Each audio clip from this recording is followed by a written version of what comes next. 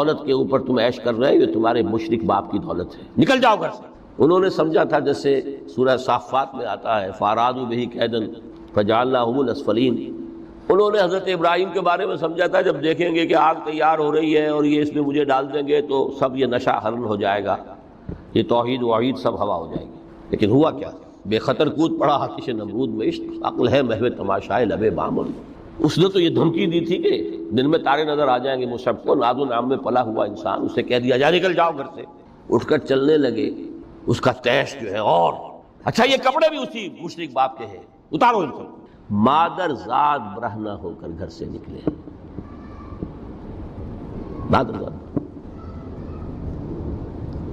پھر وہی ہے کہ جن کے نام قرائے فال بنام من دیوانہ زدند، اے بیعت عقبہ اولا ہوئی ہے، لوگوں نے کہا کہ ہمیں کوئی مقری دیجئے قرآن پڑھانے والا جو ہمیں قرآن پڑھائے۔ حضور نے فرمایا جاؤ مصحف۔ وہ مصحف وہاں جا کر مدینے میں المقری بن گئے، جا المقری، وہ آ رہا پڑھانے والا۔ اور 1 سال کی محنت دعوت اور تبلیغ اور قرآن کے پڑھانے کے نتیجے میں اگلے سال 75 افراد لا کر ان کی جھولی میں ڈال دی۔ یہ مصحف ہے۔ شہادت ہوئی ہے غزوہ بدر میں۔ ایک مرتبہ اس سے پہلے کا واقعہ بھی ہے کہ حضور مسجد میں تشریف فرماتے، سامنے سے حضرت مصعب گزرے، ایک پھٹا ہوا سا کمبل جسم کے گرد لپیٹا ہوا، حضور کی آنکھوں میں آنسو آ گئے۔ از کجا کعبے کجا، یہ دیوانہ جو ہے اللہ کا اور رسول کا اور دین کا کہاں سے کہاں پہنچ۔ غزوہ احد میں علم ان کے ہاتھ میں، جس ہاتھ میں علم ہے بار پڑا، کٹ گیا، دوسرے سے پکڑا، اس کو بھی کٹ گیا، پھر دونوں جتنے بچ گئے تھے حصے ان سے سنبھالا، پھر شہید ہو گئے۔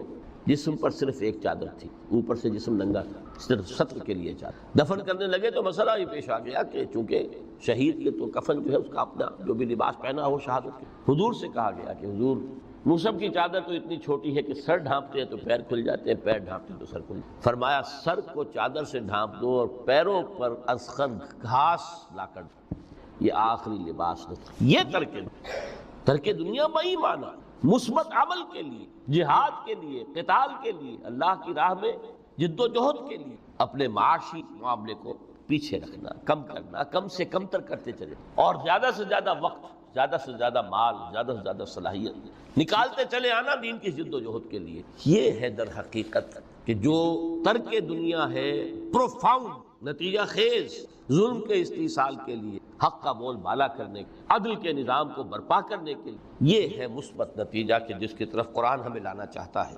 ورنہ آج اقبال نے جو کہا کہ اسی قرآن میں ہے اب ترک جہاں کی تعلیم، جس نے مومن کو بنایا مہو پرویں کا امیر۔ ہمارے ہاں بھی وہ خانقاہی نظام آیا، اگرچہ اس درجے نہیں آیا، یہ واقعہ ہے۔ کرسچین منسٹرزم نے جس طرح کی شکلیں اختیار کی تھی وہ ہمارے یہاں نہیں آیا، اللہ کا فضل ہے، اللہ کا شکر، لیکن آیا ضرور ہے۔ وہ چیزیں مراقبے ہیں، ذکر ہیں، اشغال ہیں، پھر یہ کہ اس کے لیے یہ لطائف ہے، جہاں حضور نے نہیں سکھایا کہ 5 لطائف ہے، 6 لطائف ہے، ہر ایک کی کوئی روشنی علیحدہ ہے، کوئی نیلی ہے، کوئی پیلی ہے، ٹھیک ہے، ہوگی، میں یہ نہیں کہتا کہ نہیں ہے۔ آکلٹ سائنسز کی اپنی ایک حقیقت ہے، لیکن ہمیں اس سے روک دیا۔ یہ چیزیں ہمارے ہاں کیوں آئی؟ یہ ہے اصل میں کچھ لوگ جو اس پورے تصوف کے سلسلے کو کہہ دیتے ہیں کہ یہ ہے ہی خلاف اسلام اور یہ غلط ہے اور یہ بالکل ایک نیا دین ہے۔ نہیں، یہ بات نہیں، پوری ہمدردی کے ساتھ سمجھنا چاہیے کہ یہ کیوں آیا۔ دیکھیے اصل جو سلوک محمدی تھا صلی اللہ علیہ وسلم، جو تصوف محمدی تھا، وہ تو یہ تھا جہاد، دعوت، جہاد، دین کا غلبہ، تن من دھن لگا دو، اسی میں ترک دنیا بھی آ گیا۔ اس لیے فرمایا لا رہبانیت فی الاسلام الا جہاد فی اللہ، اسلام کی رہبانیت یہ جہاد فی سبیل اللہ ہے۔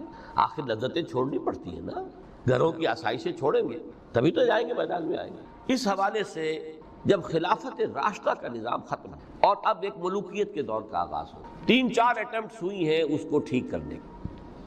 حضرت حسین ابن علی رضی اللہ تعالیٰ عنہ میدان میں آئے، شہید ہو گئے، دنیاوی اعتبار سے ناکام ہو گئے۔ عبداللہ ابن زبیر آئے رضی اللہ تعالیٰ عنہ، کچھ تھوڑی سی کامیابی ہوئی، سسٹین نہیں کر سکے، وہ بھی شہید کر دیے گئے۔ پھر حضرت زید آئے، پھر نفس زکیہ آئے، کوئی کوشش کامیاب۔ اس نتیجے پر پہنچ گئے کہ یہ تو اب جو حکومت کی چھت ہے یہ تو ہے، اس کو تو اب ہم نہیں ہٹا سکتے۔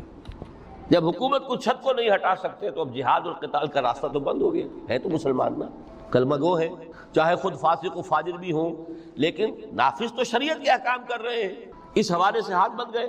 اس وقت پھر یہ ہے کہ جو تزکیہ نفس کے لیے یہ طریقے اختیار کیے گئے، شارٹ آف جہاد فی سبیل اللہ، شارٹ آف قتال فی سبیل اللہ۔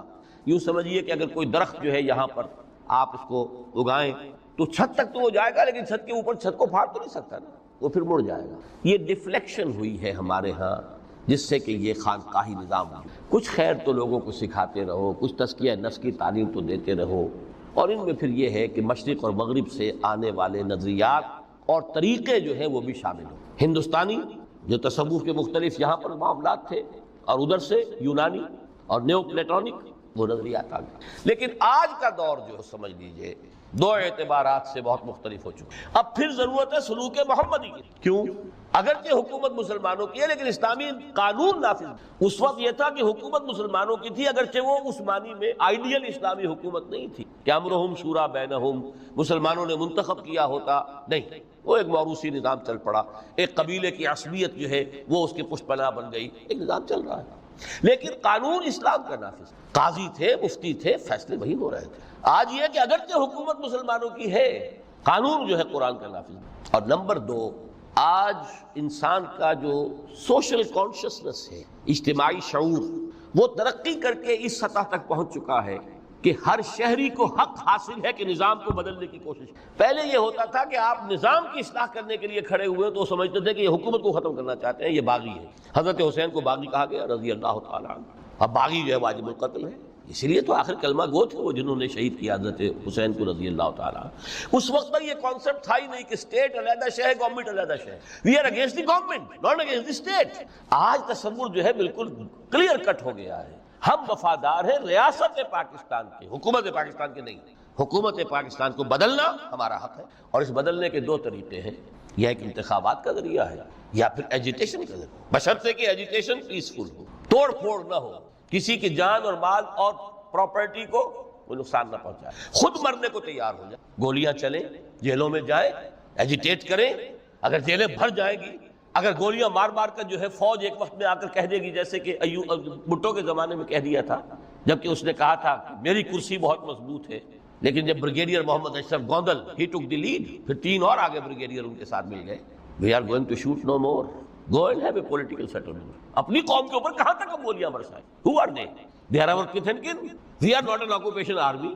جلیانوالہ باغ میں اگر 5000 مر گئے یا جتنے بھی مرے تھے، جنرل ڈائر کو کائے کا دکھ، وہ ہندو تھے یا مسلمان تھے یا سکھ تھے، ہندوستانی تھے۔ لیکن یہاں تو جن کو ہم مار رہے ہیں وہ کون ہے؟ پاکستانی۔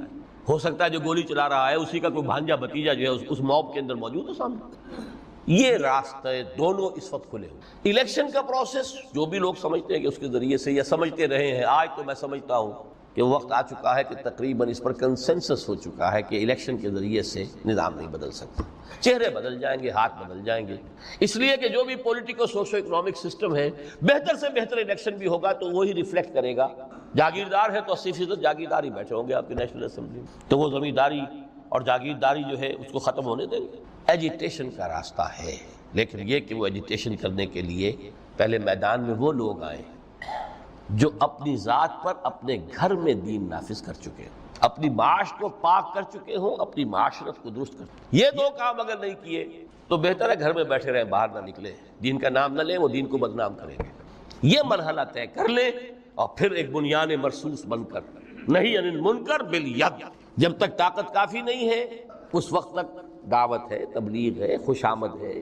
وَلْتَكُن مِّنكُمْ أُمَّةٌ يَدْعُونَ إِلَى الْخَيْرِ وَيَأْمُرُونَ بِالْمَعْرُوفِ وَيَنْهَوْنَ عَنِ الْمُنكَرِ وَأُولَٰئِكَ هُمُ الْمُفْلِحُونَ۔ یہ سب زبان سے ہوگا، ہاتھ سے۔ جب طاقت کافی ہوگی تو اب ہاتھ سے ہو۔ اب ہم یہ کام نہیں چلنے دیں، اب یہ بینک نہیں چلیں گے، گھراؤ کریں گے، نہیں چلیں گے۔ یہ اخبارات میں جو فحاشی کے سمجھیے کہ وہ رنگین صفحات نہیں نکلنے دیں گے، پکیٹنگ ہو جائے گی۔ کئی دن تک کراچی میں جنگ کا گھیراؤ کیا گیا تھا MQM کی طرف سے، اور صرف یہ بات تھی کہ ہماری خبریں صحیح شائع نہیں کر رہا ہے۔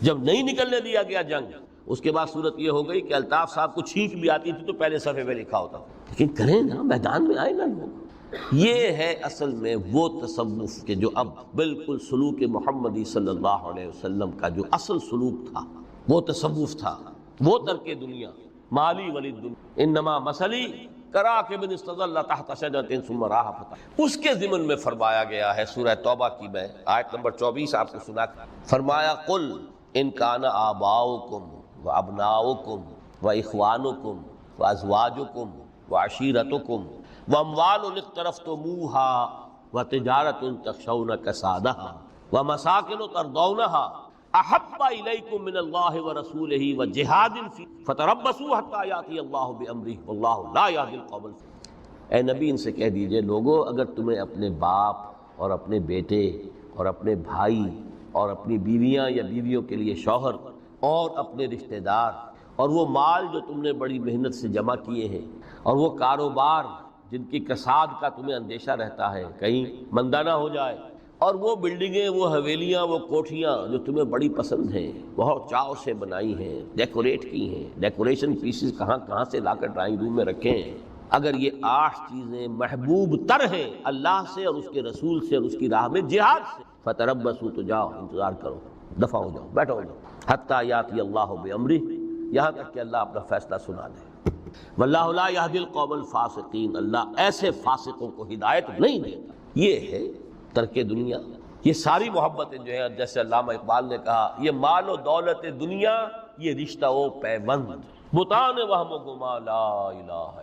مال و دولت دنیا کی 3 چیزیں لے لی، وہ مال جو تم نے جمع کیے، ایسیٹس تمہارے، وہ کاروبار جن کا کہ تمہیں اندیشہ ہوتا ہے کہ کساد نہ ہو جائے، اور وہ تمہاری بلڈنگیں حویلیاں جو تمہیں بڑی محبوب ہیں، مال و اسباب دنیا، اور رشتہ و پیوند 5 گنوا دیے، باپ، بیٹا، بھائی، زوج یا زوجہ اور رشتہ دار۔ اگر یہ محبوب تر ہے اللہ سے، اس کے رسول سے، اس کی راہ میں جہاد سے، تو جاؤ دفع ہو، فتربصوا، گو اینڈ ویٹ، یہاں تک کہ اللہ اپنا فیصلہ سنا دے۔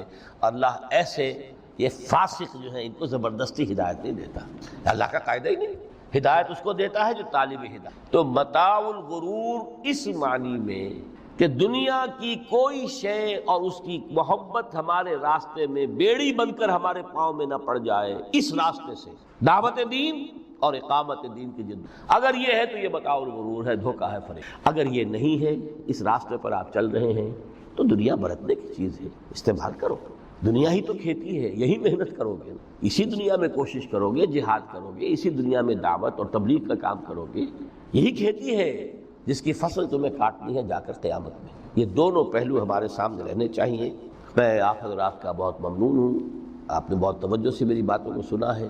اللہ تعالیٰ جو کچھ کہا گیا ہے اس میں جو صحیح ہے، حق ہے، اس کے لیے دلوں کو کھولے، صرف ذہنوں کو نہیں، دلوں کو کھول دیں، اس لیے کہ دل کھلیں گے تو کوئی تبدیلی آئے گی۔ مولانا منظور نعمانی صاحب نے ایک دفعہ لکھا تھا بڑا پیارا جملہ کہ اصل تبدیلی دل کی تبدیلی ہوتی، دماغ تو کرائے کا وکیل ہے، دلیلیں فراہم کر دیتا ہے، دل نے ادھر کا فیصلہ کیا، دماغ نے اسی کے لیے دلیلیں دے دی، دل ادھر جانا چاہتا ہے، دماغ اس کے لیے دلیلیں دے دے گا، وکیل وہی ہے، مدعی نے کر لیا تو اس کے حق میں دلائل کے انبار ہیں، اور اگر اسی مقدمے میں کہیں مدعا علیہ نے اس وکیل کو کر لیا